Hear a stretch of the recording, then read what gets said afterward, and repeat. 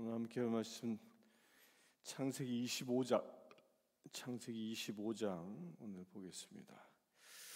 먼저 1절부터 11절까지 봅니다. 아브라함이 후처를 맞이하였으니 이는 그의 이름은 그두라라. 그가 시므란과 욕산과 무단과 미디안과 이스박과 수아를 낳고 욕산은 스바와 드단을 낳았으며 드단의 자손은 아수르 족속과 드루시 족속과 미움미 족속이며 미디안의 아들은 에바와 에벨과 한옥과 아비다와 엘다이인이 다 구두라의 자손이었더라. 아브라함이 이삭에게 자기의 모든 소유를 주었고 자기 서자들에게도 재산을 주어 자기 생전에 그들로 하여금 자기 아들 이삭을 떠나 동방 곧 동쪽 땅으로 가게 하였더라. 아브라함의 향년이 175세라. 그의 나이가 높고 늙어서 기운을 다하여 죽어 자기 열조에게로 돌아가며 그의 아들들인 이삭과 이스마엘이 그를 마므레 앞 헷족속 소알의 아들 에브론의 밭에 있는 막벨라 굴에 장사하였으니 이것은 아브라함이 헷족속에게서 산 밭이며 아브라함과 그의 아내 사라가 거기 장사되었느니라. 아브라함이 죽은 후에 하나님이 그의 아들 이삭에게 복을 주셨고 이삭은 부엘라헤이로 이 근처에 거주하였더라. 이제 이삭이 장가를 가고 아브라함도 새 장가를 갑니다. 그래서 1절에 후처를 맞이했다라고 기록하죠. 그의 후처는 그두라라. 그러니까 아브라함이 새 장가를 간 때는 이제 나이가 140세가 넘어서 가게 되는 겁니다. 이삭이 장가를 들자 이제 새 장가를 가게 되죠. 그리하여 자손들을 낳는데 이 자손을 낳는 가운데 이 욕산, 무단, 미디안, 이스박과 수아를 낳았다라고 쭉 기록하고 있는데요. 이들 가운데 우리가 이 미디안이라는 사람을 기억할 수 있죠. 미디안은 이 후에 모세의 장인인 이드로가 속해 있었던 족속이 미디안입니다. 그들이 이제 이 아브라함의 후처의 후손들이었던 거죠. 그런데 우리가 여기서 보면 이 후손들은 아브라함이 이삭과 함께 살지 못하도록 동쪽으로 떠나가게 했다라고 말합니다. 섞이지 않게 하는 것이죠. 여기에서 왜 이런 일들이 일어납니까? 이것은 중요한 것은 하나님의 이 아브라함의 믿음의 계보의 전통을 이어 진정한 장자권은 이삭에게 있다라는 그것을 분명하게 하는 것입니다. 그리하여 그의 이 배다른 동생들은 멀리 떠나보내서 서로 갈등의 여지를 없애버리게 하는 것이 아브라함의 이 선처였던 것이죠. 그리고 7절에 보면 아브라함이 몇 살에 돌아가십니까? 175세라라고 기록하고 있습니다. 175년을 살았습니다. 근데 실제로 아브라함이 하나님과 동행한 삶은 몇 년이었습니까? 그가 75세에 하나님을 만났기 때문에 100년 동안 아브라함은 하나님과 동행했던 것입니다. 그런데 이 24장까지 쭉 자세히 아브라함의 행적을 살펴보면요, 이 100년의 기간 동안에 아브라함에게 하나님은 몇 번 찾아왔을까? 그가 하나님을 몇 번 만났을까를 보면 10번 만납니다. 10번. 10번에 걸쳐서 아브라함을 찾아오시는 하나님이 성경에 기록되어져 있습니다. 평균 잡아서 약 한 10년에 한 번꼴로 온 겁니다. 물론 이 성경에 보면 그 다음 날에 오신 그런 기록도 있지만 대충 잡으면요, 10년에 한 번 아브라함을 찾아오신 하나님. 그런데 그럼에도 불구하고 이 10년이란 긴 세월에 가끔 잊을만 하면 나타나시고 잊을만 하면 나타나셨던 그 하나님의 그 계시가 아브라함으로부터 모든 민족의 조상이 되는 축복에 이르게 했다라는 겁니다. 한번 우리도 이 부분은 깊게 묵상해야 합니다. 여러분들은 하나님을 얼마 만에 늘 만나고 있습니까? 여러분들에게 찾아와서 말씀하시는 하나님은 얼마 만에 찾아오고 계십니까?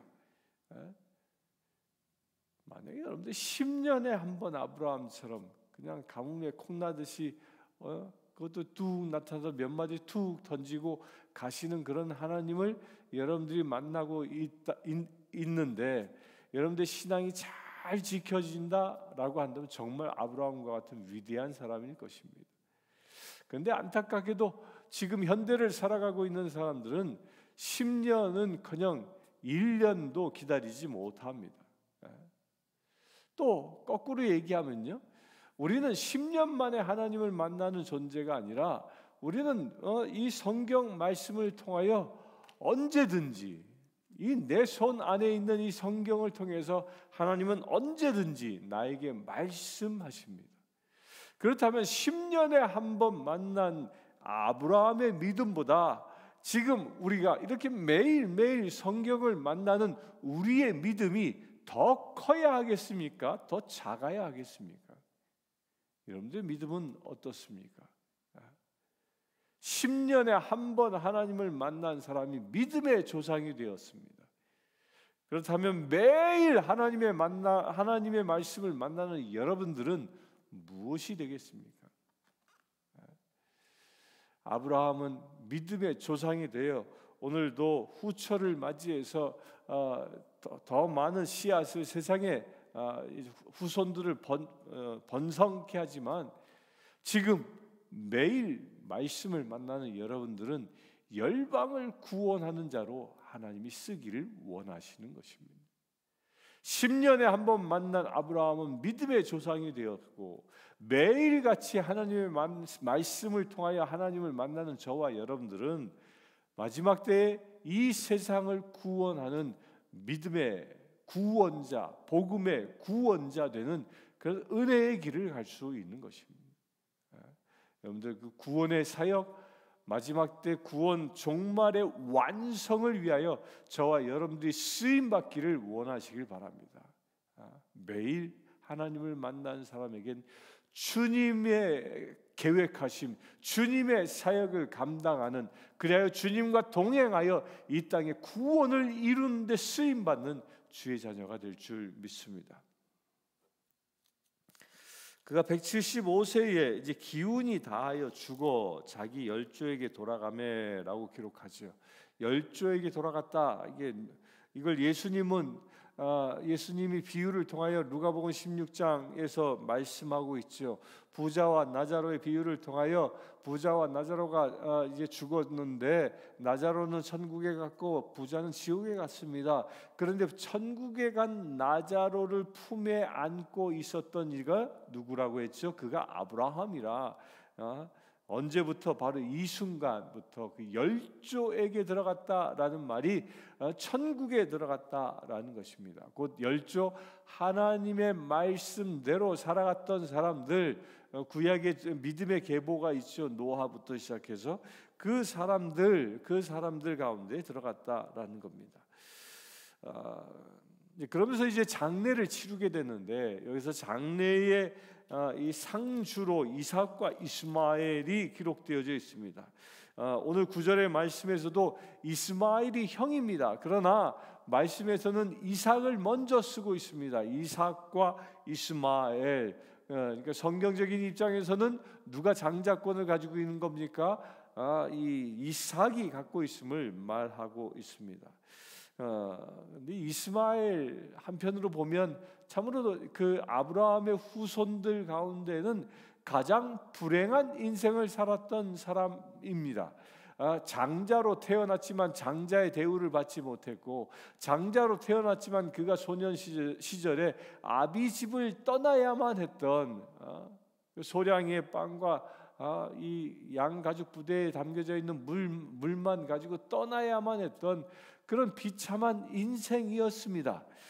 오늘 읽은 말씀에서 이삭의 그 동생들 그두라 이 후처를 통하여 태어난 자손들은 이 아브라함이 자기 서자들에게도 재산을 주어서 세상에 보냈습니다. 그런데 이스마엘에게는 재산이 가지 않았습니다. 그러니까 얼마나 고생을 많이 했겠습니까? 그의 어머니와 더불어 살아가면서 엄청난 고생을 다 했던 아들이었습니다.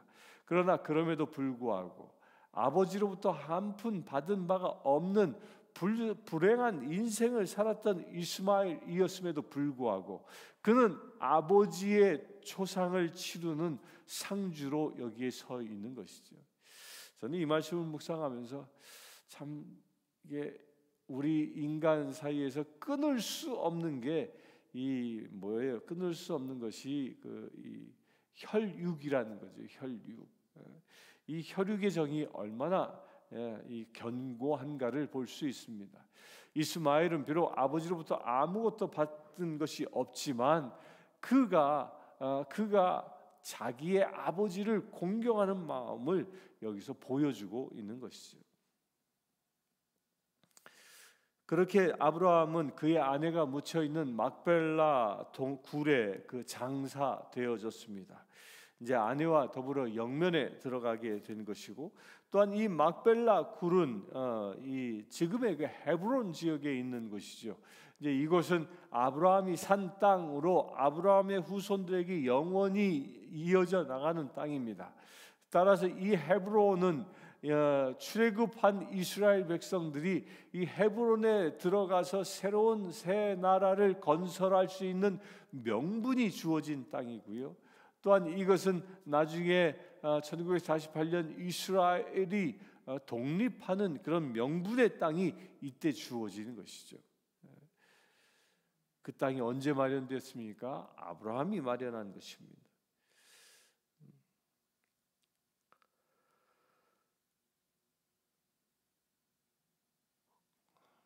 12절부터 봅니다. 사라의 여종 애굽인 하갈이 아브라함에게 낳은 아들 이스마엘의 족보는 이러하고 이스마엘의 아들들의 이름은 그 이름과 그 세대로 이와 같으니라. 이스마엘의 장자는 느바 요시요, 그 다음은 게달과 아브엘과 미삽과 미스바와 두마와 마사와 하닷과 데마와 여둘라 나비스와 게드마니, 이들은 이스마엘의 아들들이요 그 촌과 부락대로 된 이름이며 그 족속대로 12 지도자들이었더라. 이스마엘은 향년이 137세의 기운이 다하여 죽어 자기 백성에게로 돌아갔고, 그 자손들은 하월라에서부터 아수르에 통하는 애굽 앞술까지 이르러 그 모든 형제의 맞은편에 거주하였더라.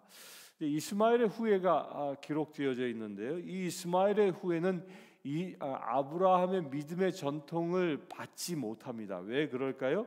이스마엘의 그 아내가 애굽 사람이었습니다. 애굽 사람이었기 때문에 그 여호와 하나님의 믿음의 계보를 잊지 못하는 것입니다.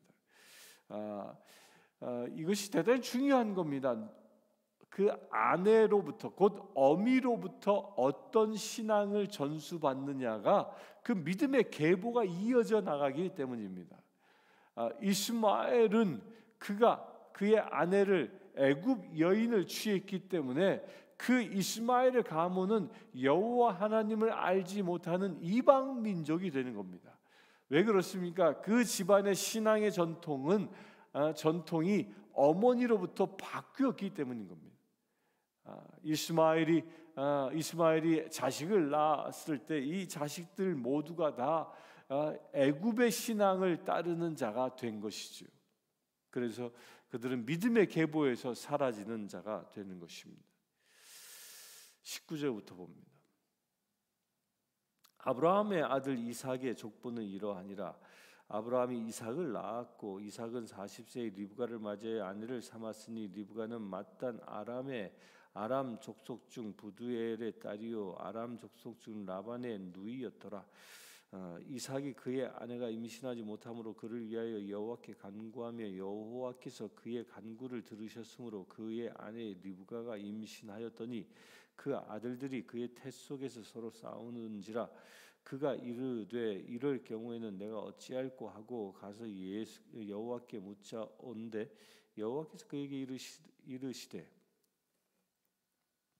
두 국민이 내 태중에 있구나. 두 민족이 내 복중에서부터 나누이리라. 이 족속이 저 족속보다 강하겠고 큰 자가 어린 자를 섬기리라 하였더라.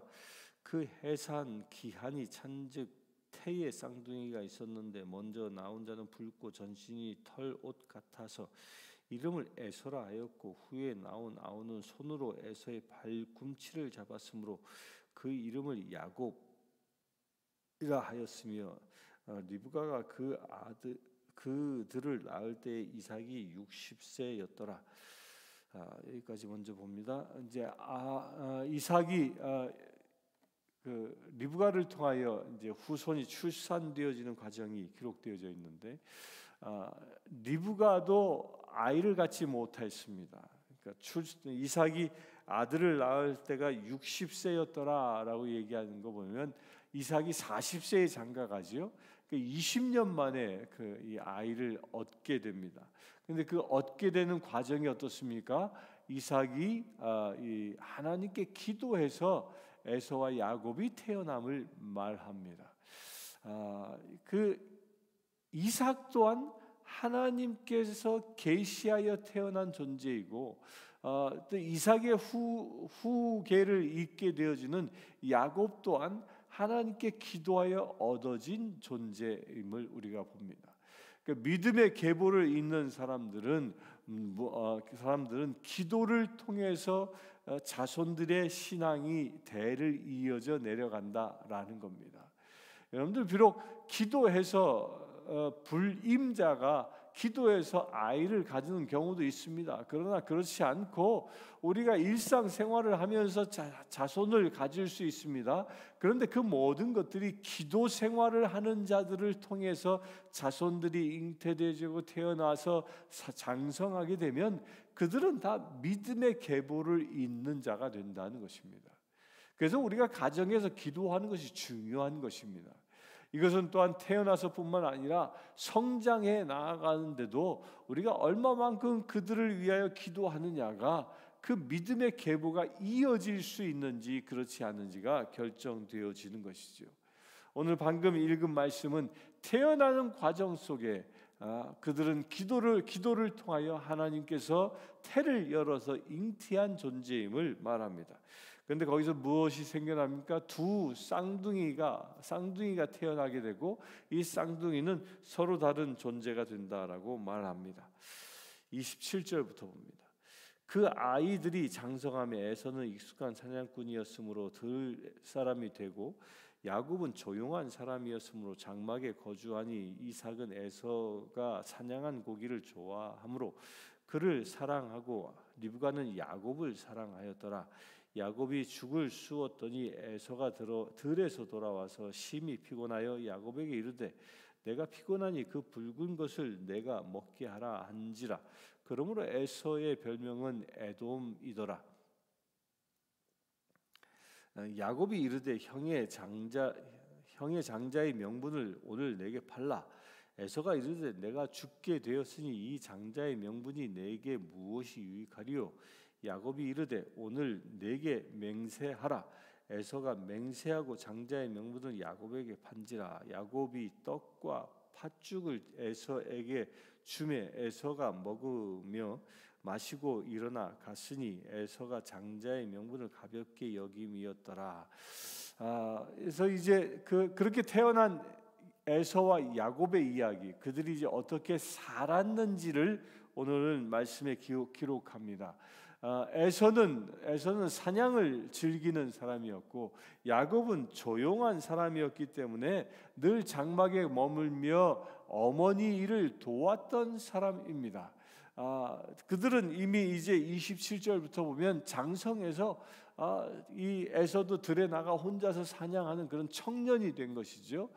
그런 시기인데 그렇게 청년이 되는 약 20세 전후의 그 나이대 이야기가 기록되어져 있는데요. 이 말씀을 잘 보면 우리가 하나 발견할 수 있는 놀라운 것이 있습니다.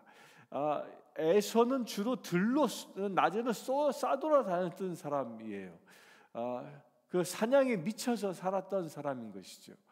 반면에 야곱은 늘 장막에 머물며 어머니의 일을 도왔던 사람입니다. 그래서 야곱은 어머니인 리브가로부터 사랑을 많이 받은 사람이고 에서는 이삭으로부터 사랑을 받은 사람입니다. 그런데 잘 보면요, 같은 사랑을 받았지만 에서가 이삭과 더불어 함께하고 있는 시간과 야곱이 리브가와 함께하고 있는 시간은 과연 누가 더 많이 가졌을까요?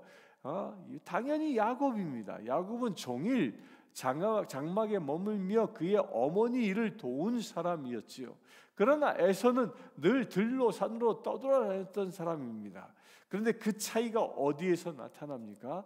어머니와 더불어 늘 함께하고 있었던 야곱은 어머니로부터 그 믿음의 조상의 계보에 대하여 교육받고 하나님이 어떤 분인지 이 야곱의 할아버지 된 아브라함을 찾아오신 그 하나님이 어떤 분인지를 가르쳤던 것이죠. 믿음의 계보가 이어져 나간 것이라는 겁니다.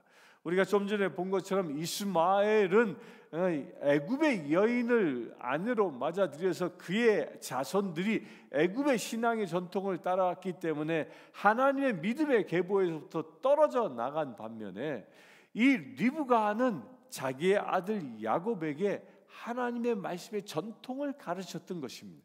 그 결과가 어떻게 나옵니까? 에서가 들에서 배고파서 집에 돌아왔을 때에 팥죽 한 그릇에 에서는 자기의 장자권을 팔지만 야곱은 그 장자권에 대한 이 사모함이 컸던 것입니다.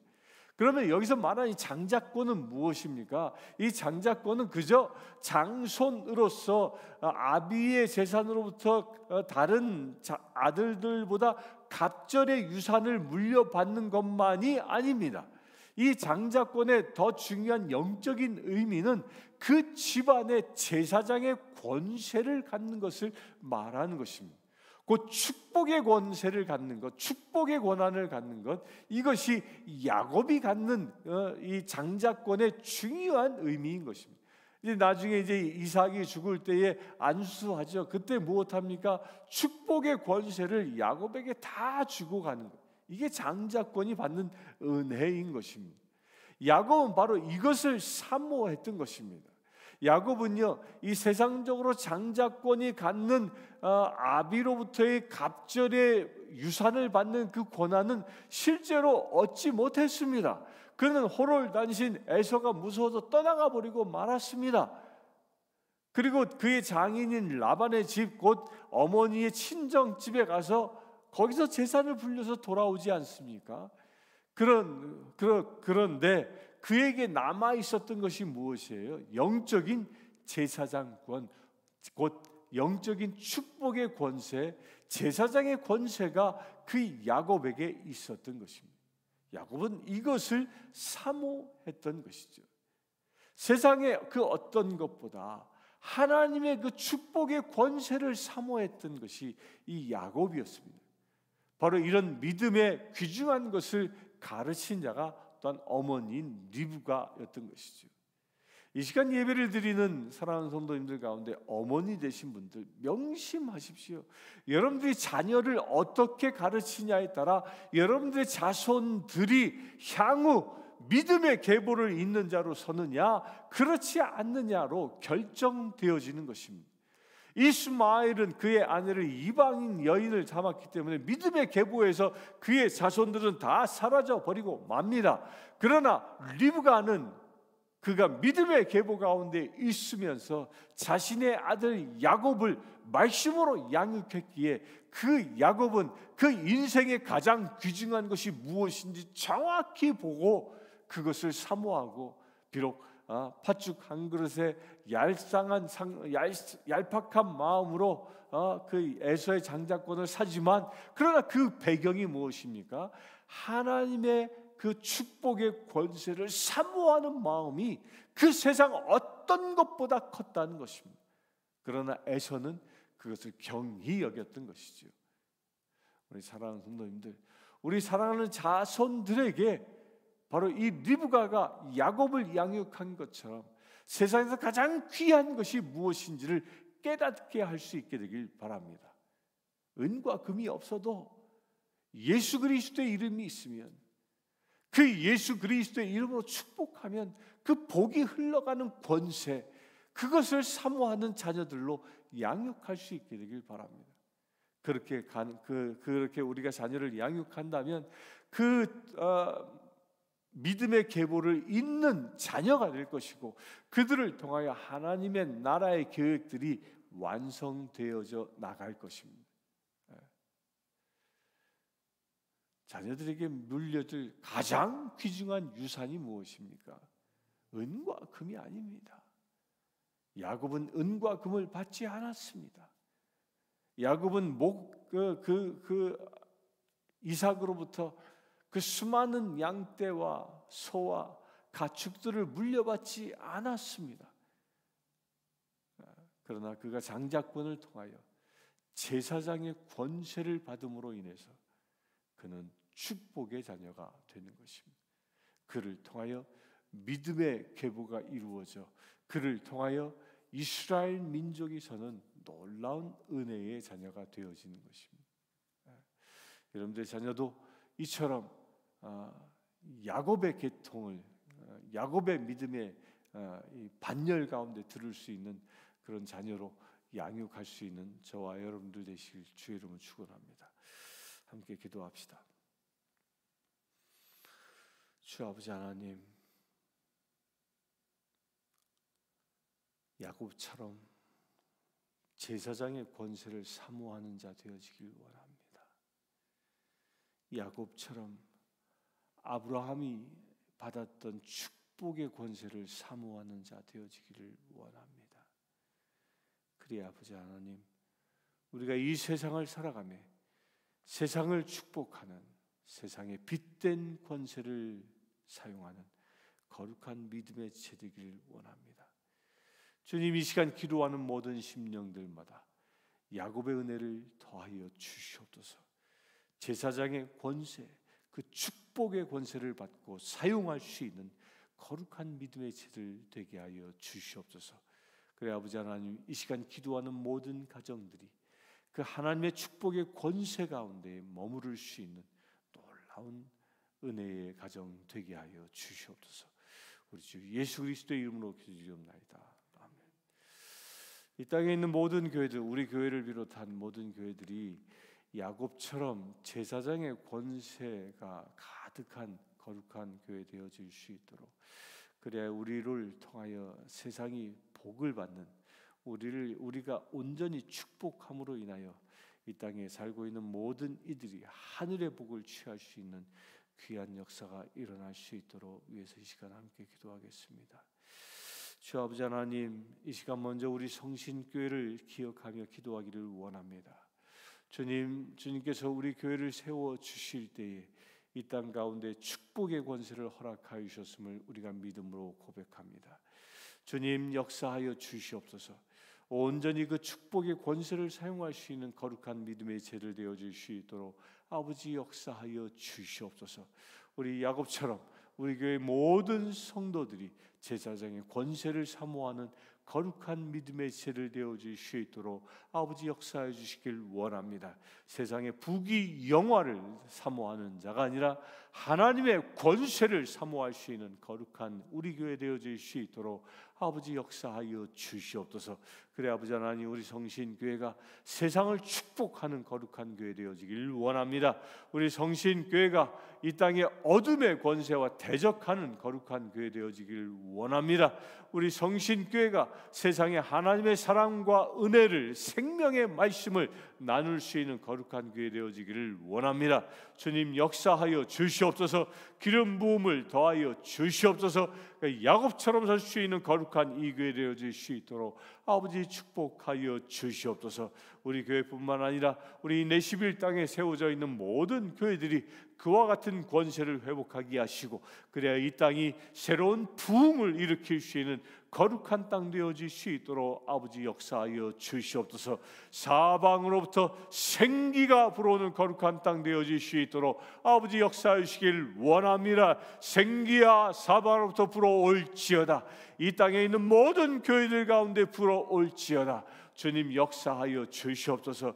이 교회마다 오직 생기가 생명이 넘쳐나는 거룩한 교회들 되어질 수 있도록 은혜를 더하여 주시옵소서.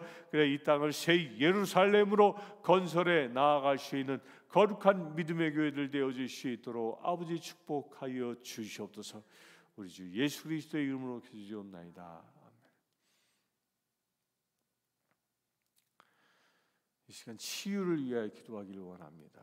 육신의 치유를 위하여, 또한 영적인 치유를 위하여 이 시간 함께 기도하겠습니다. 주 아버지 하나님, 이 시간 육신이 병들어 고통받고 있는 이들의 치유를 위하여 기도합니다. 은과 금은 내게 없을지라도 내게 있는 나자렛 예수 이름으로 명령하니 일어나 걸으라 명령한, 앉은 맹인에게 명령한 그 베드로의 놀라운 믿음의 선포가 우리 가운데 이루어지게 하여 주시옵소서. 우리의 모든 병마의 묶임이 끊어지게 하시고 참된 자유함을 얻을 수 있는 놀라운 은혜의 역사가 시작되게 하여 주시옵소서. 이 시간 나자렛 예수 그리스도의 이름으로 명령하니 우리로 하여금 육적인 질병으로 시달케 하는 모든 사단마귀 권세들은 이 시간 모든 결박을 끊고 떠나갈지어다. 역사하여 주시옵소서. 또한 영적인 결박들이 끊어지기를 원합니다. 귀신이 우리로 하여금, 사단 마귀가 우리로 하여금 우리를 결박하고자 하는 모든 악한 계교들이 이 시간 예수 그리스도의 이름으로 끊어지기를 원합니다.